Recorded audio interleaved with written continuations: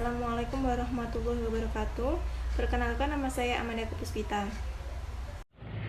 Perkenalkan, nama saya Mufliha. Perkenalkan, nama saya Fiona Safila Gatebdia Putri. Perkenalkan, nama saya Salsa Sifana Laili. Nama saya Dibyo Yuwono. Halo, perkenalkan nama saya Adrian Syahriswana.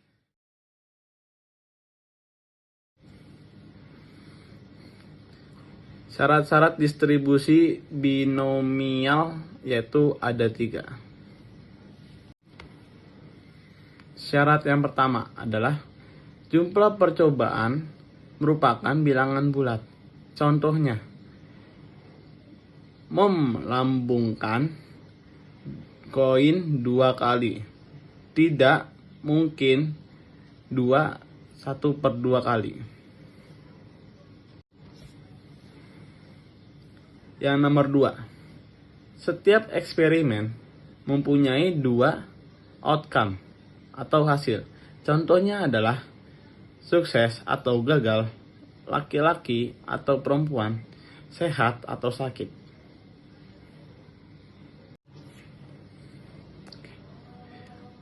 Bagian nomor 3, peluang sukses sama setiap eksperimen. Contohnya adalah jika pada lambungan pertama peluang keluar mata H per sukses adalah 1/2 pada lambungan. Seterusnya juga 1/2. Jika sebuah dadu yang diharapkan adalah keluar mata 5, maka dikatakan peluang sukses adalah 1/6. Sedangkan peluang gagal adalah 5/6. Untuk itu, sebuah peluang sukses dilambangkan P, sedangkan peluang gagal adalah 1 kurangin P, atau bisa juga dilambangkan Q, di mana Q sama dengan 1 kurangin P. Ini saya akan melanjutkan materi dari Rio. Ciri-ciri distribusi binomial. Distribusi binomial dapat diterapkan pada peristiwa yang memiliki ciri-ciri percobaan binomial atau Bernoulli trial sebagai berikut. 1. Setiap percobaan hanya mempunyai 2 kemungkinan hasil. Sukses, hasil yang dikehendaki, dan gagal, hasil yang tidak dikehendaki. Yang kedua, setiap percobaan bersifat independen atau dengan pengembalian. Yang 3, probabilitas sukses setiap percobaan harus sama, dinyatakan dengan P, sedangkan probabilitas gagal dinyatakan dengan Q. Dan jumlah P dan Q harus sama dengan 1. Yang keempat, jumlah percobaan dinyatakan dengan N, harus tertentu jumlahnya. Rumus distribusi binomial. Pernyataannya, N sama dengan banyaknya ulangan, X sama dengan banyaknya keberhasilan dalam ubah acak X, P sama dengan peluang berhasil dalam setiap ulangan, Q sama dengan peluang gagal, di mana Q sama dengan 1 min P dalam setiap ulangan. Contoh, berdasarkan data Biro Perjalanan PT Mandala Wisata Air yang khusus menangani perjalanan wisata turis mancanegara, 20% dari turis menyatakan sangat puas berkunjung ke Indonesia. 40% menyatakan puas, 25% menyatakan biasa saja, dan sisanya menyatakan kurang puas. Apabila kita bertemu dengan 5 orang dari peserta wisata turis mancanegara yang pernah berkunjung ke Indonesia, berapakah probabilitas A? Paling banyak 2 diantaranya menyatakan sangat puas, B. Paling sedikit 1 diantaranya menyatakan kurang puas, C. Tepat 2 diantaranya menyatakan biasa saja, dan D. Ada 2-4 yang menyatakan puas. Kita jawab nomor A. Lihat tabel dan lakukan perjumlahan sebagai berikut. Tabel tadi kan banyak 2 diantaranya menyatakan sangat puas. Berarti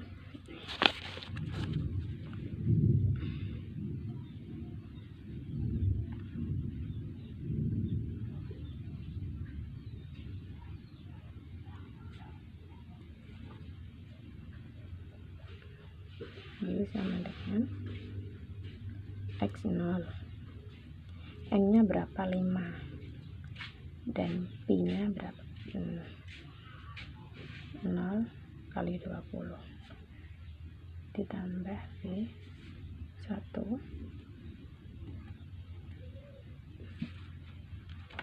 ditambah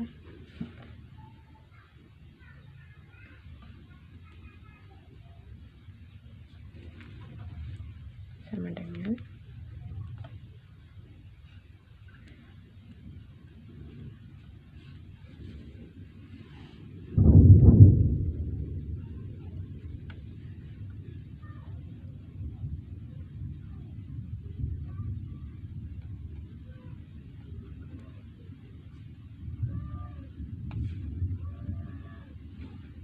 jumlahkan semuanya menjadi 0,408 atau bisa dengan kombinasi lain atau B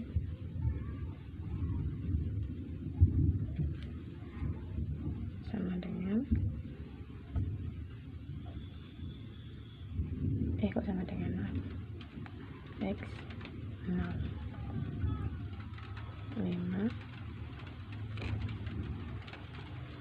kali 20 0 80 5 0,32768. Selanjutnya X sama dengan 1, berarti ini ganti 5 C1 0 kali 20 0,80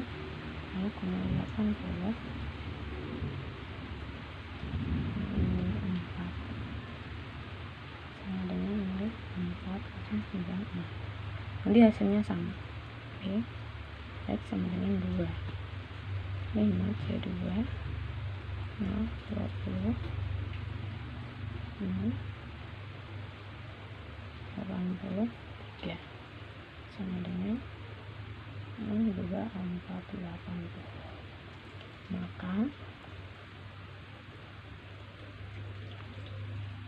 hasil X adalah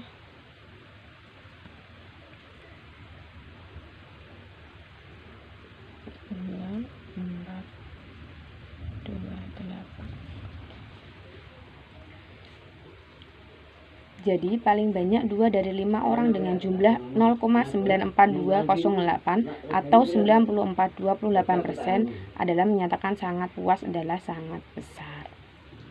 Lanjut yang soal B, X kurang dari 1. Kita lihat tabel dan lakukan penjumlahan seperti tadi ya.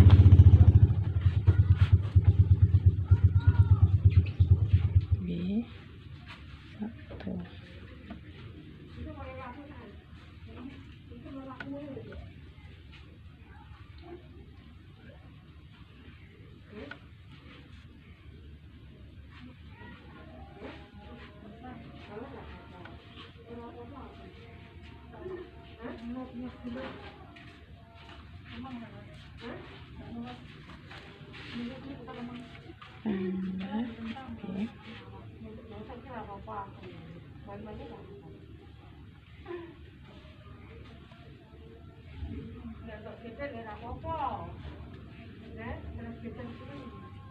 sama dengan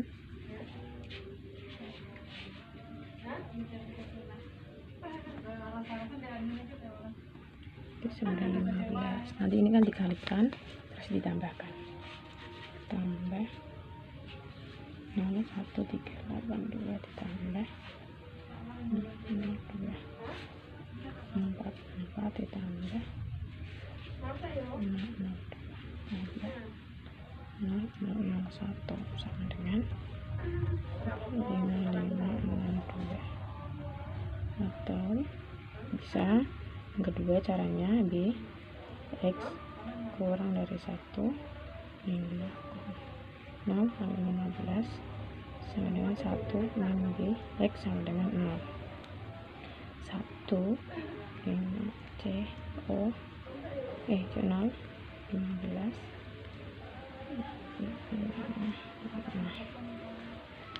1 0 4 4 3 7 sampai dengan 5 5.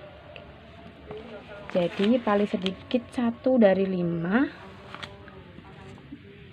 orang berarti semuanya dengan jumlah 0,5563 atau 55,63%.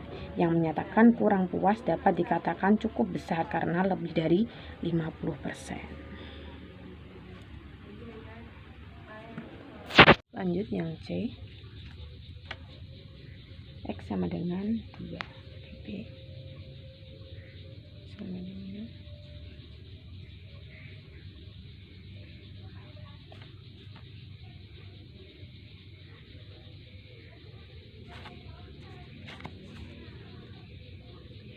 jadi tepat 2 dari 5 orang yang menyatakan biasa saja dengan jumlah 0,2637 atau 26,37% adalah kecil karena di bawah 50%. Lanjut yang D.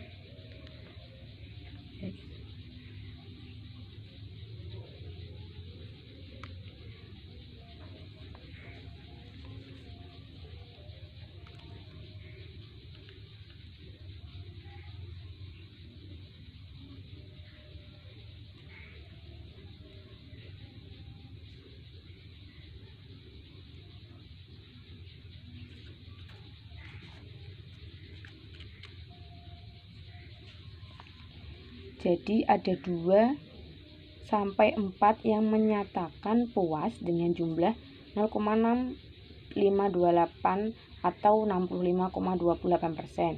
Dapat dikatakan cukup besar.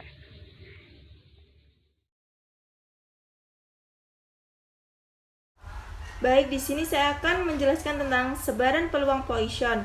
Sebaran peluang Poisson adalah distribusi nilai bagi suatu variabel acak X atau X diskrit, yaitu banyaknya hasil percobaan yang terjadi dalam suatu interval waktu tertentu atau di suatu daerah tertentu. Sebaran peluang bagi peubah acak Poisson X yang menyatakan banyaknya hasil percobaan yang terjadi selama suatu selang waktu atau daerah tertentu. Nah, tersebut menurut Savitri AHGIR dan Devianto D 2014. Di sini saya akan menjelaskan ciri-ciri dari sebaran peluang Poisson. Yang pertama, ciri-ciri sebaran peluang Poisson yaitu banyaknya percobaan yang terjadi dalam suatu interval waktu atau suatu daerah tertentu tidak tergantung pada banyaknya hasil percobaan yang terjadi pada interval waktu atau daerah lain yang terpisah. Kemudian yang kedua, probabilitas hasil percobaan yang terjadi selama suatu interval waktu yang singkat atau daerah yang kecil sebanding dengan panjangnya waktu atau besarnya daerah tersebut. Yang ketiga, probabilitas lebih dari satu hasil percobaan yang terjadi dalam interval waktu yang singkat atau dalam daerah yang kecil dapat diabaikan. Oke, sekarang contoh soal nomor 1. 200 penumpang telah memesan tiket untuk sebuah penerbangan luar negeri. Jika probabilitas penumpang yang telah mempunyai tiket tidak akan datang adalah 0,01, maka berapakah peluang ada 3 orang yang tidak datang? Nah, sekarang kita jawab. Kita tulis diketahui terlebih dahulu. Yang diketahui yaitu ada 200 penumpang, yaitu N sama dengan 200. Kemudian ada probabilitas yaitu P 0,01 dan X 3.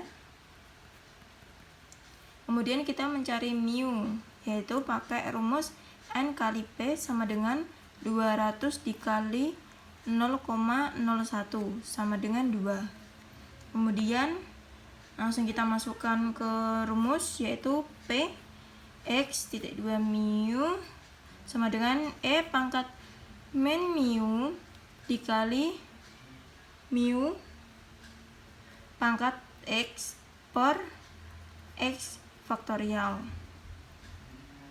Nah, sekarang kita masukkan ke sini ke rumus. E-nya yaitu 2,71828 pangkat min mu-nya yaitu 2, berarti min 2 dikali mu-nya ada 2 dikali x-nya ada 3 per x-nya 3 faktorial. Kemudian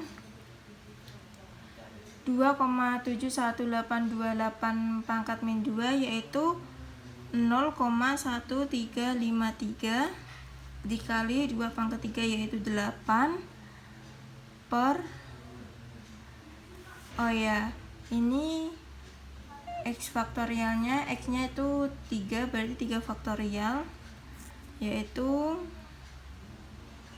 ini dikalikan hasilnya 1,0824 per 3 faktorial yaitu 6 sama dengan 0,1804 atau 8,04%. Kemudian ada contoh soal kedua, yaitu sebuah pabrik TV diketahui bahwa rata-rata terdapat 16 TV yang rusak dari 8.000 TV yang dihasilkannya. Berapakah peluang bahwa dari 1.000 TV yang akan diproduksinya, A. 1 TV rusak, B. 2 TV rusak. Di sini sudah diketahui bahwa P atau probabilitas kelas suksesnya yaitu 16 dibagi 8.000 sehingga menghasilkan 0,002, dan N atau jumlah atau ukuran populasinya yaitu 1.000 sehingga rata-rata keberhasilannya N dikali P, di mana jumlah populasi dikali dengan probabilitas kelas sukses sehingga menghasilkan nilai 2. Kemudian kita mencari A, TV rusak. Langsung kita masukkan rumus yaitu P X sama dengan 1, P X sama dengan X sama dengan E min X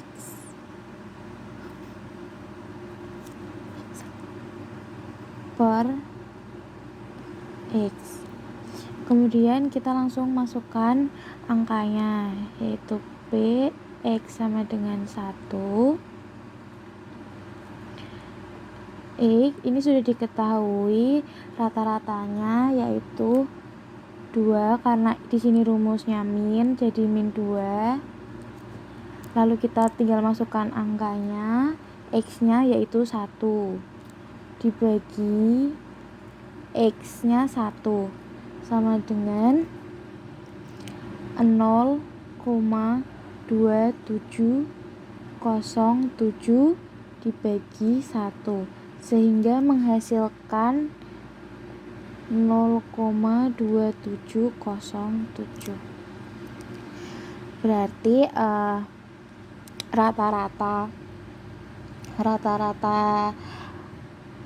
maksudnya probabilitas kelas sukses 1 yaitu 0,2707. Kemudian yang B yang dicari yaitu P X sama dengan 0,2707. Berarti rata-rata maksudnya probabilitas kelas sukses 1 yaitu 0,2707. Kemudian yang B yang dicari yaitu P X sama dengan 2. Sebenarnya hampir sama, tinggal kita masukkan saja rumusnya. P X sama dengan 2 sama dengan E min 2 kali 2 pangkat 2 per 2. Karena X nya 2 berarti kita ganti dengan angka 2. sehingga dijumlah menjadi 0,5413 dibagi 2. Hasilnya 0,2702. Jadi 2 TV yang rusak menghasilkan probabilitas kelasnya 0,2702. Terima kasih. Sebaran normal adalah distribusi data kontinu dengan rentang tak terbatas yang telah menjadi acuan berbagai masalah probabilitas disiplin ilmu di Indonesia. Suatu data dapat dikatakan sebagai distribusi normal apabila jumlah data di atas dan di bawah min adalah sama.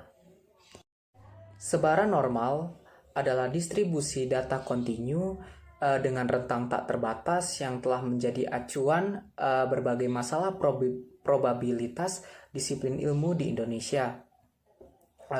Suatu data dapat dikatakan sebagai distribusi normal apabila jumlah data di atas dan di bawah min adalah sama. Sebaran normal dapat dinyatakan dengan rumus sebagai berikut, di mana pi yaitu nilai konstan yang bila ditulis hingga 4 desimal, yaitu 3,1416. E sebagai bilangan konstan yang bila ditulis hingga 4 desimal, yaitu 2,7183. Lalu ada mu, yaitu parameter rata-rata untuk distribusi. Selanjutnya juga ada sigma, yaitu simpangan baku untuk distribusi. Adapun daftar distribusi normal dapat digunakan dengan menggunakan transformasi, yaitu berupa rumus dari angka baku. Kita langsung saja masuk ke contoh soal yang pertama. Pada contoh soal yang pertama, X adalah variabel acak terdistribusi normal dengan rata-rata 60 dan simpangan baku yaitu 10. Tentukan probabilitas X dari 60 sampai 65. Nah, dari soal tersebut diketahui bahwa simpangan bakunya adalah 10 dan mu-nya adalah 60. Dengan begitu, P 60 lebih kecil sama dengan X lebih kecil sama dengan 65, sehingga P X lebih kecil sama dengan 65 dikurang dengan P X lebih kecil sama dengan 60. Dari contoh soal yang pertama tadi, maka didapatlah kurva sebagai berikut. Nah, untuk menentukan probabilitasnya, terlebih dahulu kita harus menghitung luas daerah yang diarsir dari kurva yaitu sebagai berikut dengan menggunakan rumus angka baku atau Z. Ya, untuk P X lebih kecil sama dengan 65 yaitu sama dengan 65 dikurang 60 dibagi 10. Sehingga hasilnya 0,5. Dan pada tabel angka baku 0,5 itu dinyatakan dengan 0,1915. Begitupun untuk PX lebih kecil sama dengan 60, yaitu 60 dikurang 60 dibagi dengan 10, sehingga hasilnya adalah 0. Dan di tabel angka baku, Z sama dengan 0 itu sama dengan 0,0000. Maka, sesuai dengan yang tadi, bahwa PX lebih kecil sama dengan 65 dikurangi dengan PX lebih kecil sama dengan 60, yaitu sama dengan 0,1915 dikurang 0,0000, sehingga hasilnya adalah 0,1915 dan dinyatakan dalam bentuk persen, yaitu sekitar 19,15%. Selanjutnya kita beralih ke contoh soal yang kedua. Pada contoh soal yang kedua, X adalah variabel acak terdistribusi normal dengan rata-rata 50 dan simpangan baku 10. Dan diminta kita menentukan probabilitas X dari 50 sampai 60. Sama dengan cara yang pertama, yaitu menggunakan transformasi menggunakan rumus angka baku. Sehingga dari soal kita dapat mengetahui bahwa P 50 lebih kecil sama dengan X lebih kecil sama dengan 60. Dimana untuk P X lebih kecil sama dengan 60, yaitu 60 dikurang 50 dibagi dengan 10, sehingga hasilnya 1. Dan untuk Z sama dengan 1, yaitu 0,3413. Begitupun untuk P PX lebih kecil sama dengan 50, yaitu sama dengan 50 dikurang 50 lalu dibagi dengan 10 sehingga hasilnya 0. Dan untuk Z sama dengan 0 adalah 0,0000.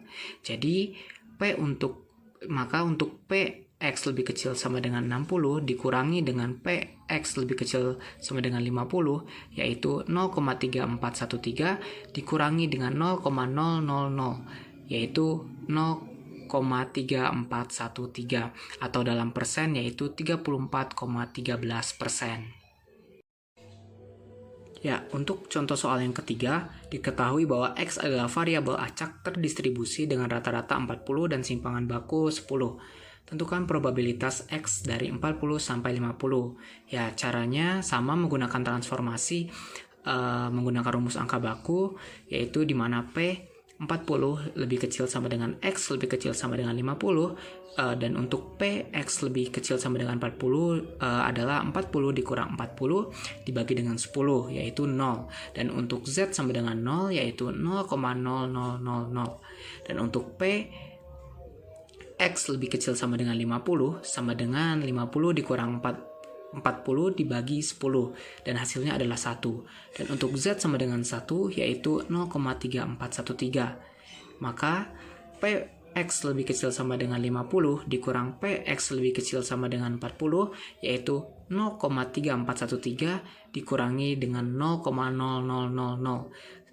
Sehingga hasilnya adalah 0,3413 atau dinyatakan dalam bentuk persen adalah 34,13%.